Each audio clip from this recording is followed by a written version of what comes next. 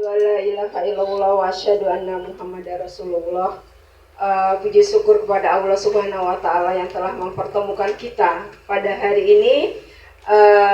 Seperti biasa acara bulanan pertemuan PJMI dan kebetulan bekerja sama dengan Bagara, kurang lebihnya begitu ya Pak ya. Alhamdulillah, salam sejahtera untuk teman-teman yang hadir di sini. Saya ucapkan terima kasih sebagai perwakilan tuan rumah. Dalam hal ini Bagana, Sahibul Bait, kira-kira begitu ya Pak. Salam sejahtera untuk semuanya, sehat-sehat semuanya. Saya berharap bahwa pertemuan ini bukan hanya sekedar kita mendengarkan, tapi juga ajang untuk berdiskusi, mengeluarkan inspirasi dari kita semua, terutama untuk teman-teman dari PJMI dan Bagana, karena kebetulan kita hari ini kedatangan tamu istimewa yang akan membicarakan atau akan berdiskusi tentang emas sebagai kita akan mendapatkan ilmu, karena sebetulnya ilmu itu kan tetap harus dijemput, tidak bisa ditunggu. Kira-kira begitu, betul nggak Bapak? Alhamdulillah untuk diskusi interaktif hari ini kita sudah kedatangan Pak Irsal Swadi, selamat datang Pak. Kita juga kedatangan Ketua Umum PJMI Bapak Ismail, selamat datang Pak. Untuk beberapa kali sudah kita bertemu ya Pak, melepaskan rindu bersama, bukan begitu Pak? Acara hari ini kita santai ya Bapak Ibu, agar nggak terlalu tegang juga kitanya gitu ya. Karena saya punya pantun. Belum. Ke 165 di siang yang hangat. Walaupun udah makan tetap harus semangat. Bungkus. Oke, alhamdulillah ala kulli hal. Hari ini tema kita adalah emas sebagai instrumen merancang dana abadi untuk kemanusiaan dan persiapan masa pensiun. Assalamualaikum warahmatullahi wabarakatuh. Selamat siang teman-teman semuanya. Alhamdulillah kita dipertemukan lagi di ruangan ini, dan terutama dipertemukan lagi dengan Bu Rindu. Tapi jangan merindukan dia ya. Rindu Pak. Alhamdulillah, alhamdulillahirrahmanirrahim, wassalatu wassalamu ala asyrafil anbiya'i wal mursalin wa ala alihi wa sahbihi rasulillahi ajma'in, amma ba'du. Alhamdulillah, puji syukur kita pada Allah Subhanahu wa taala yang telah mempertemukan kita di ruangan ini dalam rangka satu, pertemuan rutin bulanan kita, dua, sekaligus sebenarnya untuk peringatan tahun baru Islam, atau mungkin dalam rancangan kita mempersiapkan tahun baru Islam itu ya Pak Widya, bukan sekarang. Kemudian alhamdulillah juga kita kedatangan tamu istimewa yang insya Allah akan membuka wawasan kita, dan juga sebenarnya kesempatan peluang usaha dari Pak Irsal. Seperti apa peluang usahanya nanti berdasarkan kita. Tapi jauh sebelumnya, saya ingin menyampaikan bahwa kita di PJMI bukan cuma sekadar pertemuan rutin, tapi setiap pertemuan seharusnya bisa membawa manfaat, terutama di bidang ekonomi yang sering kita diharapkan oleh anggota gitu Pak Isa. Bulan kemarin kita sudah kedatangan Pak Valentino Dinsi di tempatnya sekretariat kita. Bapak Valentino Dinsi juga menawarkan berbagai peluang usaha bersama, dan waktu Bapak Valentino Dinsi mengadakan kegiatan, kita diundang semua, tapi yang datang saya Pak Rahman dan Pak Hafid gitu. Nah, peluang-peluang tersebut ya tentu perlu penjelasan lebih rinci dari yang mempunyai peluang. Nah, sekarang kita kedatangan Pak Irsal. Beliau adalah founder wakaf ya.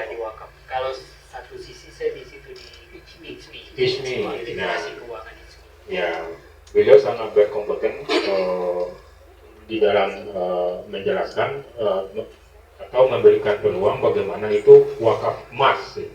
Beliau juga punya perusahaan emas, ya Pak Isa? Di atas apa namanya Pak? Kristalin itu kalau holdingnya. Kristalin gitu. Kalau Atrina untuk perdagangannya di lantai 12. Oh, iya. Di gedung ini juga. Iya, Di gedung ini. tetangga. Jadi saya kira ini ada peluang usaha baik untuk kita yang bisa kita lakukan. Ya. Jadi teman-teman, Pak Isal, perlu pakai Pak Isal kami sampaikan bahwa PJMI ini sudah berusia sekitar 15 tahun ya Pak. Kita ini berdiri sejak tahun 2011 dan saya adalah ketua yang ketiga, ketua umum yang ketiga gitu. Dan kita menyelenggarakan pertemuan bulanan setiap bulan, minggu kedua tiap bulan. Insya Allah belakangan ini sudah mulai rutin. Baik di sini bersama kerjasama dengan Bagana maupun di sekretariat kita di Cipinang Muara, namanya Pak Jimmy Sadi, sekretariat kita di Bulan Bang Musa, beliau juga pengusaha catering Pak. Jadi kalau Pak Iksan nanti kekurangan makan, Pak Musa MBG juga Pak. kelasnya di atas MBG Pak, jangan. Anggota FJI juga nggak Pak? Jasa Boga. Jasa Boga. Iya. Anggota Jasa Boga juga. UMKM Pak. Oh Yang- iya. Ya, kemudian kita ini tidak semuanya wartawan aktif Pak, ada juga blogger, ada juga youtuber, ada guru, dosen dan lain sebagainya. Keanggotaan kita tersebar di sudah 8 ada 8 provinsi, tidak cuma di DKI, di hampir 8 provinsi di Indonesia, baik yang sudah terbentuk secara permanen maupun yang masih dalam persiapan. Jadi keanggotaan kita itu setiap terus berkembang. Sudah berapa anggotanya? Kalau anggota tercatat sekitar 185 ya Pak Ahmad, Iya. sekitar Dari 185 8 wilayah. dari seluruh wilayah. Memang terbanyak masih di Jakarta dan di wilayah lain itu ada yang masih dalam proses pembentukan, masih ada yang baru mendaftar, ada yang baru sedang berproses. Dan kita memang tidak terlalu ketat untuk keanggotaan kan. Ini Pak karena agak repot juga kalau kita berketat harus tanggal sekian, bulan sekian harus jadi gitu, tidak bisa gitu. Karena ibadah kita kan volunteer, tidak menikah. Jadi saya tidak berpanjang kata. Untuk selanjutnya mungkin kita silakan periksa ya. Setelah itu kita berdiskusi dengan Pak Irsal bagaimana peluang yang diberikan itu bisa kita tangkap. Kepada Pak Irsal kami persilakan dan saya mohon maaf kalau ada salah-salah kata. Wabillahi taufik wal hidayah. Wassalamualaikum warahmatullahi wabarakatuh. Selanjutnya kita langsung ke pemaparan materi oleh Bapak Irsal Suwardi SH, yaitu anggota Departemen Keuangan Syariah Bidang Ekonomi dan Kesejahteraan Umat MPP ICMI, juga pengamat keuangan yang menaruh perhatian besar pada tata kelola keuangan berbasis syariah dan sosial. Bismillahirrahmanirrahim. Assalamualaikum warahmatullahi wabarakatuh. Alhamdulillahirrahmanirrahim. Puji syukur kita panjatkan kehadirat Allah Subhanahu wa Ta'ala, karena berkat rahmat dari Allah lah kita bisa berkumpul siang hari ini ya. Kita bisa bersilaturahmi di tempat yang luar biasa ini, di Menara ISP lantai 10. Terima kasih pertama ya untuk Sohibul Baitnya, berarti Bagana ya. Bagana, ya, Pak. Sohibul Hajatnya dari PJMI. Ya. Salawat dan salam kita kirimkan kepada junjungan kita Nabi Muhammad SAW, karena berkat perjuangan dari Rasulullah inilah kita bisa sampai ke zaman sekarang ini yang makin canggih ya, dengan ilmu pengetahuan, dengan teknologi. Nah justru dengan perjuangan beliau, dengan perjuangan dari Rasul ini harus kita lanjutkan lagi ya, dalam bentuk yang lebih terbaru lagi. Nah mungkin nanti ada kaitannya dengan materi saya ini gitu ya. Oke, terima kasih banyak ya. Saya ucapkan kepada Pak Ismail sebagai Ketua PJMI, bersama juga ya dengan Pak Ahmad ya. Kita udah berapa tahun yang lalu ya, ternyata kemarin ketemu lagi di acara Pak Valentino Rinsi gitu ya. Oke. Nah, mungkin kepada bapak-bapak dan ibu-ibu saya tidak bisa sebutkan satu persatu. Salam hormat, terima kasih juga sudah hadir ya di tempat ini. Insya Allah saya akan berbagi mengenai wakaf. Nah, ini wakaf ini sesuatu hal yang adalah dasar dari agama kita, tapi banyak dilupakan. Nah, kalau sedikit bercerita nih, kalau dengar ceramah, ada nggak yang sering dengar tentang wakaf? Sering ya tentang wakaf ya. Nah, kita akan bedah tuntas ya tentang wakaf hari ini. Mungkin untuk yang lebih pertamanya kali, yang video itu Pak, video. Karena untuk supaya tidak ngantuk ya, dari video dulu kita lihat.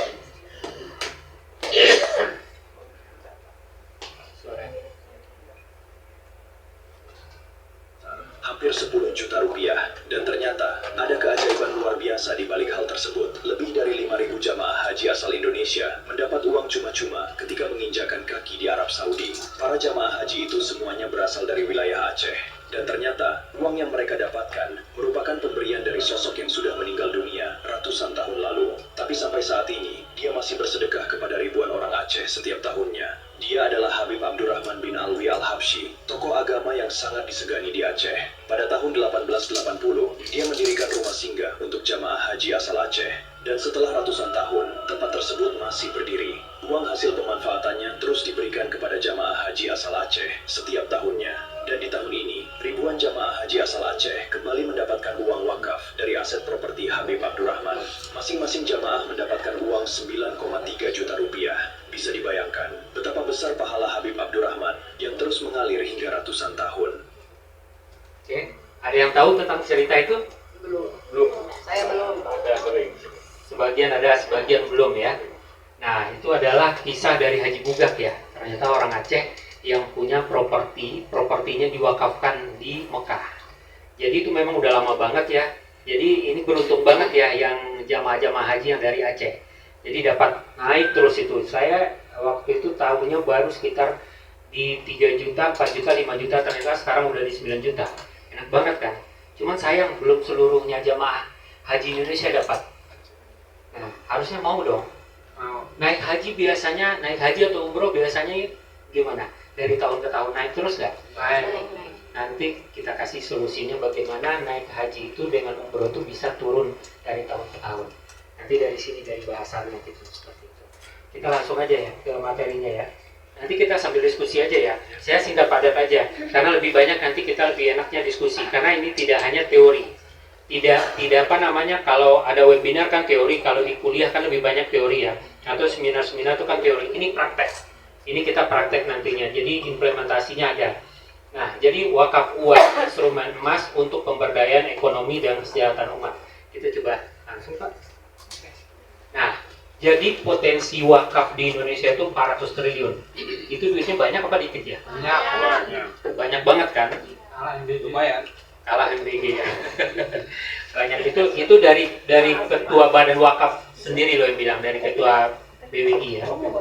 Itu 400 triliun. Nah, potensi ini kalau betul-betul kita bisa maksimalkan, itu manfaatnya luar biasa. Tadi kan udah lihat bukti nyatanya 200 tahun loh yang Haji Bugak tersebut loh. Nah, itulah kekuatan dari wakaf produktif. Nah, sebetulnya materinya banyak juga, saya ceritain aja ya. Kalau di Indonesia itu kita sudah punya 430.000 hektar itu tanah wakaf. Posisinya nganggur. Udah sama juga kayak kayak mahasiswa Indonesia ya. Sarjana banyak nganggur kan. Semua banyak nganggur sekarang kan. Tanah pun juga nganggur, udah diwakafkan. Kira-kira kalau aset wakaf tersebut nganggur, itu pahalanya ngalir apa enggak? Enggak kan? Kasihan banget kan? Nah, itulah kondisinya pada zaman dahulu. Mungkin nenek moyang kita ada yang berwakaf. Dia hanya berwakaf antara si A dengan si B. Kalau yang berwakaf namanya apa ya? Kita sambil ini aja. Saya izin sharing ya, bukan ngajarin. Wakif kan? Wakif. Nah, terus kalau yang menerima, yang mengelola, apa namanya? Nazir. Tapi zaman dulu belum ada, Bu. Bener kan? Kadang orang tua kita mungkin antara si A dengan si B, langsung aja ijab kabul gitu, saya wakafkan, itu personal. Jadi karena personal, kejadiannya sekarang itu bisa diklaim lagi sama ahli warisnya. Sementara kalau yang namanya harta wakaf itu adalah milik Allah. udah nggak bisa lagi diklaim. Nah, karena dulu tuh nggak ada ikrar wakaf, tidak ada sertifikat wakaf. Nah, makanya sekarang itu lahir BWI, Badan Wakaf Indonesia. Itulah regulatornya yang mengeluarkan sertifikasi nazir. Jadi kalau orang mau berwakaf tersebut, dia harus pakai ikrar wakaf, ada sertifikat wakaf, kemudian harus ke nazir profesional yang punya sertifikasi BWI, kemudian didaftarkan juga ke KUA. Itu prosedur administrasi lebih kurang seperti itu ya. Saya tidak terlalu detail, hanya gambaran umumnya dulu aja. Oke. Jadi 430 ribu hektar itu lebih kurang 90% asetnya nganggur. Kenapa? Karena nggak ada uangnya. Nggak ada uang. Sama juga kan kalau kita misalnya punya aset, punya tanah, kebun, kalau nggak ada buat operasional berarti kan juga nganggur ya. Nah, sebetulnya nanti kita bisa cari dengan kegiatan crowdfunding wakaf. Oke, kita lanjut Pak. Nah, terus kenapa pentingnya kita wakaf? Nah, itu kalau saya tidak salah itu kisah Nabi Musa yang menanyakan kepada Allah ya. Saya sudah sholat, simpelnya aja. Kebetulan saya bukan ustadz nih, beda kalau Ustadz Valentino ini sih ya. Saya praktisi syariah gitu loh. Tapi memang keluarga sih banyaknya ustadz ya. Ibadah mana yang engkau senangi ya Allah gitu loh. Kalau puasa bagus, kan Nabi namanya kan. Kemudian ngajinya juga bagus segala macam. Nah, terus Allah bilang, ya itu hanya untukmu katanya kan. Terus yang mana? Sebetulnya yang paling disenangi Allah adalah berbuat baik kepada orang, melapangkan orang, kan betul kan, membahagiakan orang lain. Nah, artinya kalau dibagi dua, ini ibadah kita tuh kan ada dua ya, ibadah mahdoh. Ibadah mahdoh ya yang ritual yang biasa kita lakukan, sholat, ngaji, puasa ya. Nah, yang satu lagi adalah muamalah. Nah, saya kalau kemana-mana, kalau misalnya kalau laki-laki kan Senin Jumat, atau kalau ibu-ibu mungkin, kalau sekarang sebetulnya udah sama aja ya. Kita banyak dengar taklim atau di media sosial banyak ya. Nah, oke, anggap aja kita yang laki-laki ini kalau Jumatan, saya sedikit sekali bisa mendengarkan yang isinya tentang muamalah, tentang ekonomi. Nah, kebetulan kan kami juga lagi bikin ini tentang masjid ya. Kenapa masjid kita tidak berdaya? Kita juga punya program di sini itu untuk pemberdayaan masjid. Karena masjid kita tuh lebih banyak hanya fisiknya aja, betul nggak? Kalaupun ada di sekelilingnya yang mau nganggur kek, yang terjerat pinjol, yang kena riba, peduli nggak? Maaf, ada masjid kayak di sini. Gak ada yang peduli kan? Nah, itulah kondisinya umat Islam di Indonesia. Kalau masjidnya megah-megah, tapi lihat di sekelilingnya.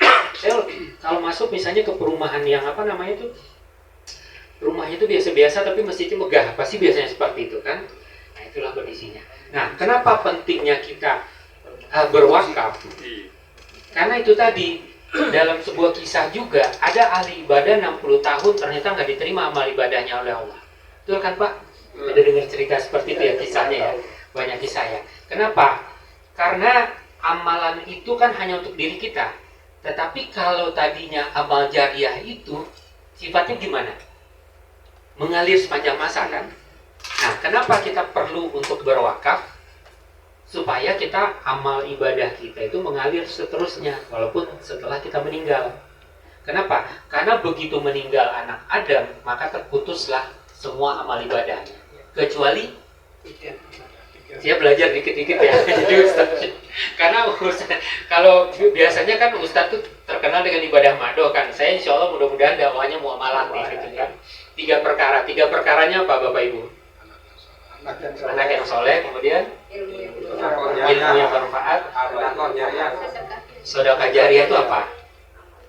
Spesifiknya sedekah jariah itu wakaf. Ya, karena di kita kan juga ada sedekah zakat, infak, sedekah itu masih ke ibadah mahdoh itu. Jadi kalau di Indonesia itu kita ke Basnas, betul kan? Tapi yang satu lagi sedekah juga, tapi lebih kategorinya wakaf, yaitu BWI tadi, Badan Wakaf Indonesia, seperti itu. Nah, jadi memang benar 3 perkara tersebutlah yang mengalirkan pahala kita sampai nanti diputuskan perkaranya, ya kan? Di yaumul hisab ya, dari kita masuk di situ di kematian alam kubur, nah perjalanan panjang. Siapa sekarang yang udah mempersiapkan perjalanan panjang seperti itu? Faktanya kita di dunia seperti apa? Hanya perjalanan untuk ibu-ibu nih, perjalanan anaknya ke sekolah aja bekalnya nggak kira-kira, benar nggak? Betul kan? Terus kalau mungkin pergi piknik, semua mau dibawa, benar nggak? Iya. Sekarang kalau piknik kan nginep di villa atau di mana dibawa semua, betul kan? Tapi ini pernah nggak? Kita di dunia benar-benar kira-kira benar-benar sekarang itu apa namanya mikirin ini gimana seakan-akan kita hidup seribut. Boleh sih kita berusaha, tapi seakan-akan kita tidak akan pernah mati gitu. Nah, saya jarang banget yang melihat orang yang benar-benar khawatir tentang perjalanan panjang ini. Tadi kan ada penawaran untuk mengajak orang berwakaf. Nah ini wakafnya kan ada dua macam. Tadi ada yang dibilang boleh seterusnya atau dengan waktu tertentu. Nah ketika orang itu hanya waktu tertentu berarti kan bisa diambil lagi. Tadi dikatakan bahwa hanya 1 tahun. Nah apakah wakafnya itu berarti hanya dari capital gain yang didapatkan selama 1 tahun.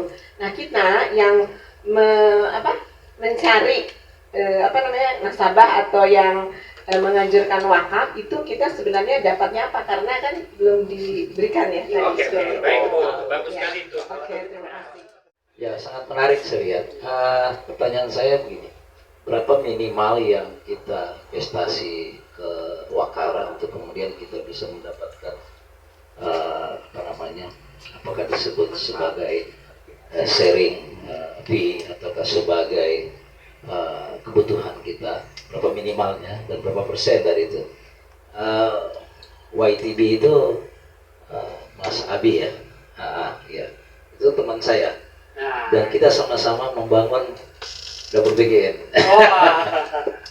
Cuma memang sangat teliti.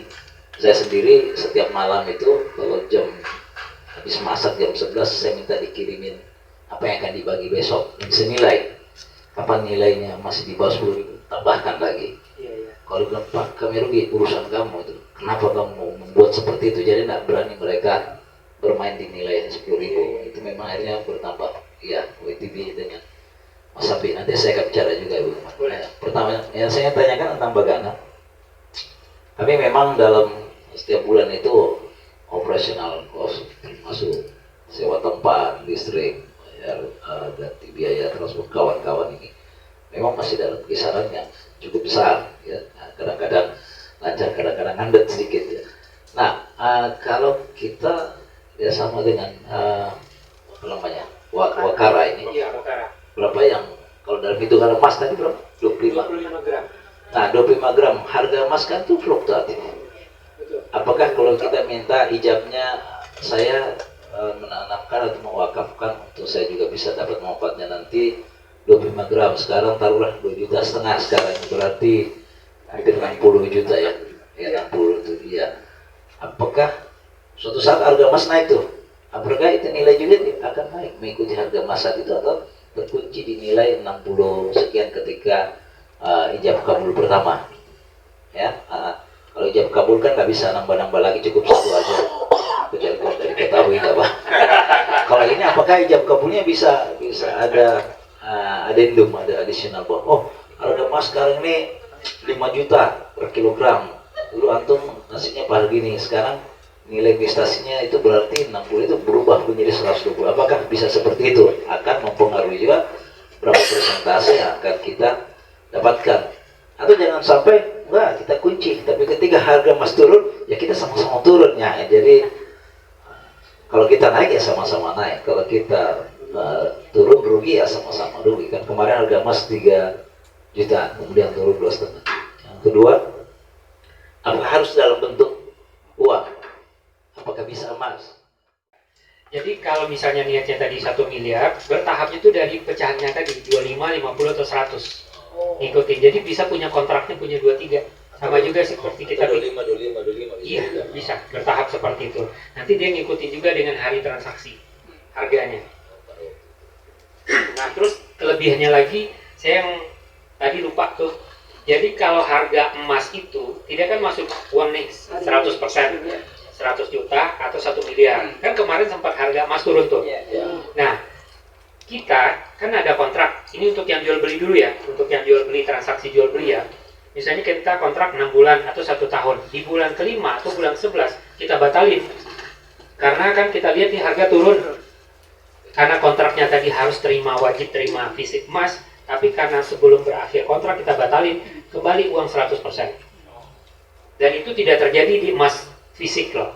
Kalau emas fisik kita punya 100 gram, harganya berkurang, mungkin akan turun senilai 95 gram atau anggap aja 100 juta, turun menjadi 90 juta, ya udah 90 juta, 10 juta nggak ada yang recover. Kalau di sini namanya hedging, lindung nilai. Jadi tetap dibayar sejumlah uang yang masuk, padahal bagi hasilnya udah diterima tiap bulan. Nah, berapa kali lagi tuh keuntungan?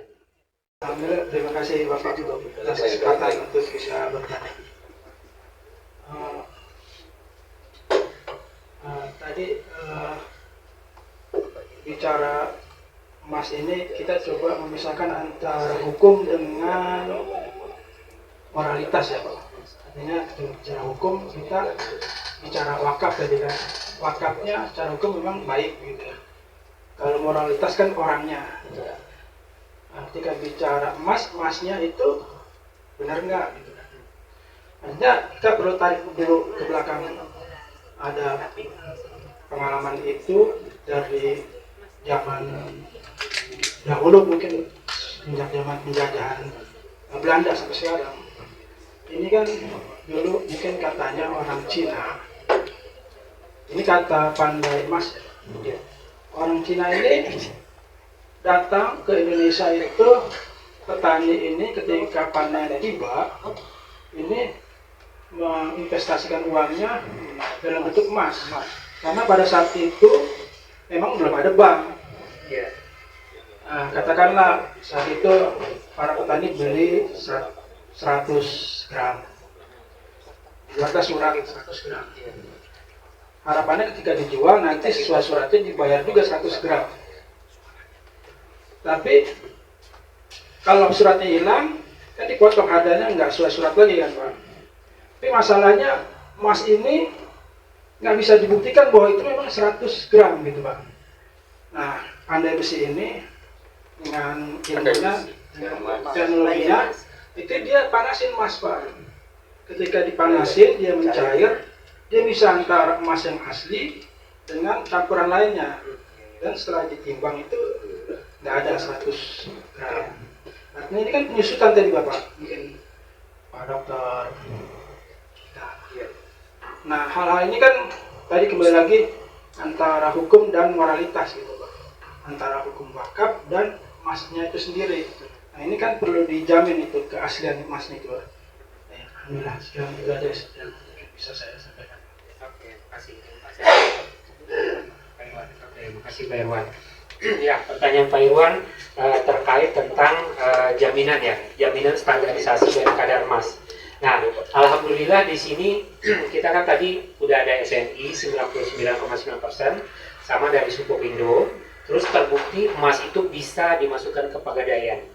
Kemudian bisa dijual di toko emas yang gede atau di buyback lagi dijual ke Wakara atau di Atrina. Nah, terus kalau dari segi di Wakaranya tadi kan ada tuh akuntabel, kemudian ada Dewan Pengawas Syariah, artinya ada pelaporan di sini semua ijab kabul, semua udah sesuai dengan prinsip syariah Pak. Insya Allah. Beda kalau misalnya kalau di luar kan bisa terjadi pemalsuan, benar nggak Pak? Ada kan emas palsu kan? Bahkan justru yang punya merek yang luar biasa banget tuh. Kita sebut aja, ini kan dekat sini juga, satu jalur juga di sini kan. Kan ada emas palsu kemarin kan? Seperti itu. Nah, insya Allah kalau di kita, karena sesuai dengan prinsip syariah, akadnya syariah dan Dewan Pengawas Syariah ada dan akuntabel, kemudian nanti ada pelaporannya secara digital nantinya. Nah, inilah teknologi. Jadi teknologi dengan manajemen segala macam, dengan keuangan, dengan aset real emas itu sendiri. Jadi betul-betul udah berlapis. Nah, terus kalau mengenai ininya Pak, apa namanya Bapak Ibu, di kita itu ada jaminan juga. Jadi kalau di atas 500 juta itu dikeluarkan cek, kalau di atas 5 miliar ada corporate guarantee. Assalamualaikum warahmatullahi wabarakatuh. Waalaikumsalam warahmatullahi wabarakatuh. Alhamdulillah binikmati iman, alhamdulillah binikmati Islam, binikmati rahmah wal hidayah, alhamdulillah binikmati sihatan fil badani wa siyadatan fil ilmi, insyaallah wa barakatan fil rizki. Amin. Allahumma salli ala Muhammad wa ala ali Muhammad. Allahumma salli wa sallim wa barik alaihi wasallam. Alhamdulillah kita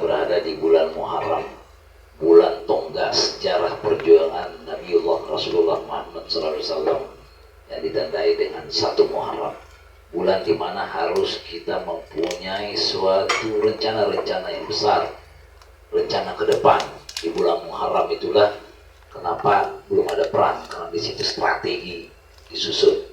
Sebelum Fathul Makkah pun disusun di Muharram. Setelah Rasulullah ingin masuk, nggak boleh masuk, terjadi perjanjian Hudaybiyah, balik lagi, Muharram dirancanakan untuk kemudian masuk penaklukan Makkah di Fathul Makkah. Jadi Muharram itu bulan yang sangat luar biasa, ya, disebut Muharram.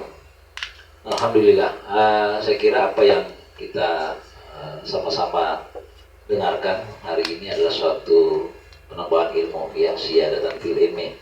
Insyaallah mudah-mudahan kita bisa bekerja sama dengan baik tentunya dalam membangun syiar.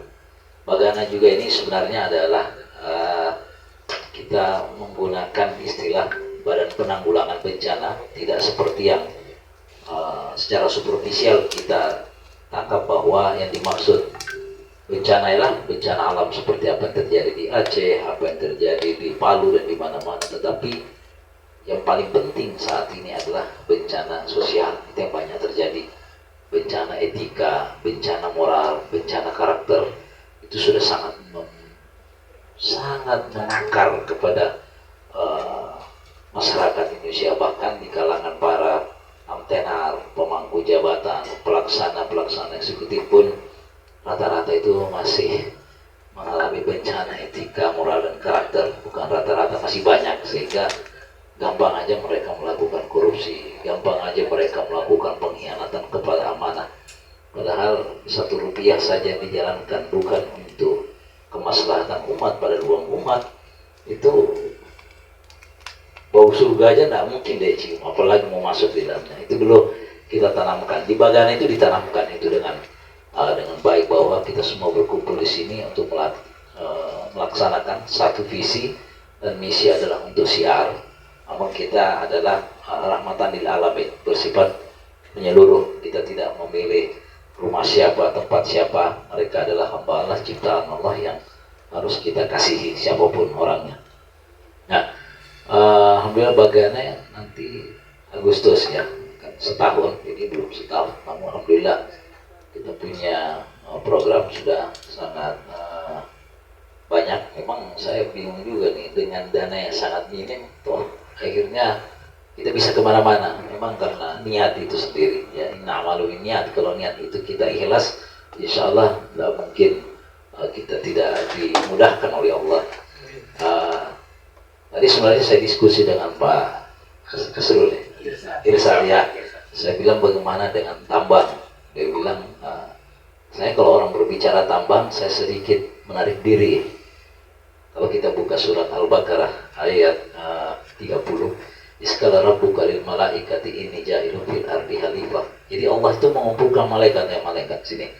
Saya mau menciptakan manusia, insan, tetapi sebagai khalifatul fil ard, menjalankan ketetapan saya. Contoh, ada orang sakit nih, saya sebagai dokter. Orang itu diberikan tetapan oleh Allah untuk menderita tumor. Saya onkolog, ginekolog, jadi setiap hari memang operasi kasus tumor. Setelah dia menderita itu, dia menerima sebagai suatu ujian, dia menerima sebagai suatu musibah, dan dia ikhlas dengan itu, maka dia datang kepada seseorang. Ya, taruhlah kebetulan saya qadarullah seorang dokter, dia akan datang ke saya, dan saya harus ikhlas menerima, menolong bahwa ini memang apa yang Allah tetapkan, saya harus mengerjakan, dan saya harus ikhlas karena Allah. Itulah namanya khalifatul fil ard. Kita melaksanakan sesuai profesi kita masing-masing. Begitupun dengan Pak Irsal sebagai seorang ekonom juga berbicara tentang ekonomi ini dalam sudut pandang syiar. Semua kita melaksanakan. Karena itu jangan kita sia-siakan. Ya, detik ini milik kita, detik berikutnya belum tentu milik kita. Kita semua akan pulang. Kita pulang bukan membawa ransel, tetapi membawa bekal kita. Saya sering kalau rapat-rapat di sini, senang yang bicara ini jangan lihat sosoknya, tapi lihat ruhnya. Ini lucu dijawab. Lihat ruhnya. Berbicara ini ruh. Ketika kita berpelajar kebaikan, maka yang berbicara itu adalah ruh. Tapi ketika kita mufakat untuk jahat, itu adalah nafsu. Nah, Kapan kita muncul dengan nafsu kita, kapan kita muncul dengan ruh yang baik. Jadi ada dua sisi. Sisi yang mana, apakah kita bersifat malaikatul atau kita bersifat syaitanul, itu ada dua hal. Nanti akan kita pelajari dengan baik. Maka ilmu itu adalah sesuatu yang bermanfaat. Bahkan doa yang disarankan, Allahumma inna as'aluka ilman nafi'an. Ilman nafi'an dulu, wariskan tayyiban, baru amalan mutakabbalan. Jadi ilman nafi'an sesuatu yang luar biasa. Nah, apa yang disampaikan ini juga ilmu dalam kerangka membangun kekuatan ekonomi, syiar ekonomi Islam, sehingga nanti kita tidak menjadi umat yang duafa, tidak menjadi umat yang papa, kita menjadi umat-umat yang kuat semua, membangun seluruh apa yang kita miliki. Karena itulah fungsi kita sebagai khalifatul fil ardh. Jadi kalau ada orang yang tidak melaksanakan, misalnya profesinya sebagai seorang sarjana hukum, tetapi dia melakukan fungsi itu tidak pada hal yang benar, dia bukan khalifatul fil ardh, akan disangkal nanti oleh Allah dan malaikat pun mencabut. Ya. Dia tidak seperti apa yang diharapkan oleh Tuhan. Nah, itu. Jadi sebenarnya tidak begitu sulit. Ya. Kita yakini saja kita ini ciptaan Tuhan, kita kembali sebagai khalifatul ardh. Allah akan bilang, kamu kan khalifah yang saya tunjuk. Kamu kan Pak zaman Balutan dulu bawa jurnalis, beritakan tentang kebaikan. Kenapa kamu melakukan hate speech, kebencian? Walaupun orang itu, semua orang benci, jangan kita mengambil bagian dalam kalimat-kalimat hate speech. Karena laqad khalaqnal insana fi ahsani taqwim. Allah itu menciptakan makhluknya sebaik-baik makhluk. Nah, yang kita kritisi, yang kita tidak senangi adalah sifatnya yang syaitan. Nah, insya Allah mudah-mudahan kita semua mendapat berkah, petunjuk, ridha dari Allah SWT, sehingga mudah-mudahan apa yang dijelaskan hari ini insya Allah kita akan sambung.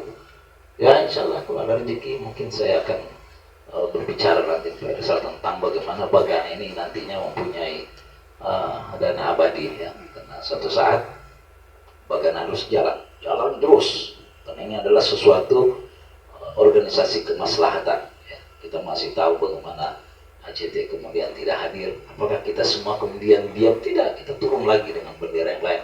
Saya berani mengambil risiko mengibarkan bendera Bagana. Ya, rata-rata kan benderanya sendiri-sendiri, kecil. Kita enggak, kibarkan aja bendera Bagana dimanapun di Indonesia ini. Kita tembus semuanya. Siapa yang karena kita yakin kita dengan Allah. Kalau kita menghadapi ujian, hambatan, masalah, itu hanya ujian kecil aja. Jangan dilihat sebagai suatu musibah yang besar. Mudah-mudahan ada manfaatnya, dan selanjutnya memang setiap bulan di minggu kedua ya, dengan PCMI kita selalu adakan diskusi-diskusi ekonomi, mungkin nanti dengan hukum barangkali ya. Kalau bisa nanti undang Refli Harun berbicara tentang hukum tentang ya, kalau mau undang Mahfud MD itu mesti banyak. Kebetulan yang Rizal Mustari itu adik saya yang mencari dia terus, yang dampingi dia.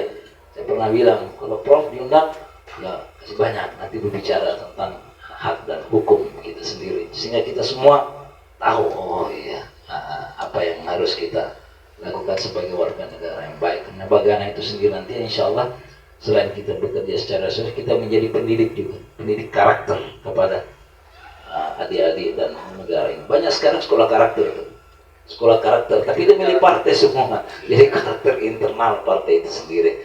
Insya Allah mudah-mudahan ada manfaatnya pertemuan di siang hari ini, dan semoga insya Allah malaikat-malaikat pencatat kebajikan hadir di tempat ini, mencatat siapa saja yang ada di ruangan ini yang membicarakan atau mendiskusikan suatu kebajikan. Ada tambahannya, suatu waktu dalam suatu majelis dikatakan ada misalnya beberapa yang kita tolonglah ini 20 orang, ada satu orang misalnya dari saya duduk di situ, dia tidak masuk ruangan ini, tapi dia dengarkan apa yang baik di sini. Malaikat tanya, ya Allah, yang ada namanya dalam ruangan 20 orang, ada yang satu duduk di situ, bagaimana?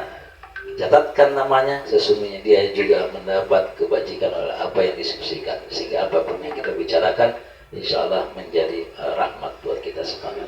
Terima kasih Rizal, yang lainnya mudah-mudahan senantiasa kita hiasi ruangan ini dengan diskusi rutin setiap bulan dengan mungkin berbeda-beda. Nanti PCM yang cari bahan apa, nanti kita yang siapkan memfasilitasi tempat. Insyaallah. Terima kasih. Subhanakallahumma rabbana wa bihamdik la ilaha illa anta astaghfiruka wa atubu ilaik. Assalamualaikum warahmatullahi wabarakatuh.